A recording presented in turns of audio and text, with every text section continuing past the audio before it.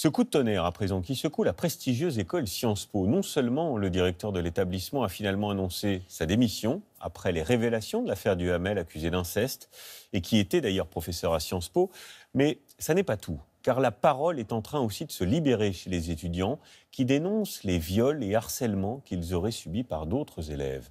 Laurence Namon et Stéphane Guillemot. C'est une institution qui vacille. Depuis quelques jours, Sciences Po est dans la tourmente. Les témoignages de viols et agressions sexuelles se multiplient. Sous le hashtag SciencePort, des étudiants ou anciens étudiants racontent leurs histoires douloureuses et l'omerta qui régnerait.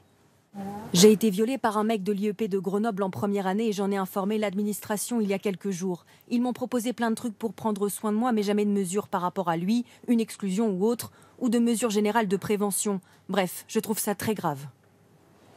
Devant Sciences Po Paris ce matin, les étudiants dénoncent un climat parfois délétère dans les soirées d'intégration. C'est dans des comportements un peu banalisés et quotidiens, dans des mots, des gestes, une définition du consentement qui est très floue un peu pour tout le monde. L'administration ne fait rien et on tait en fait ces cas. La féministe Anna Toumazov a lancé un appel aux victimes des IEP, Institut d'études politiques. Depuis dimanche, elle a reçu des centaines de témoignages. Ce qui est assez glaçant, c'est qu'il y en avait des dizaines par IEP et que sur tous les IEP, on retrouve en fait les mêmes dynamiques. C'est-à-dire voilà, une certaine impunité pour les violeurs qui ne sont jamais sanctionnés finalement.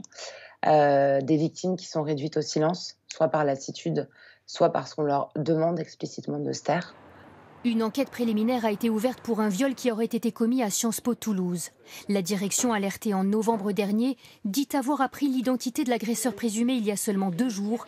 Elle promet des sanctions. Il va recevoir un arrêté d'interdiction d'accès au bâtiment. La loi nous oblige à lui permettre de continuer à accéder aux enseignements à distance. Des affaires qui interviennent dans un contexte bien particulier. Hier, le directeur de Sciences Po Paris, Frédéric Millon, a démissionné sous la pression, car depuis 2019, il était au courant des accusations d'inceste portées contre Olivier Duhamel, un de ses professeurs, mais n'a jamais rien dit.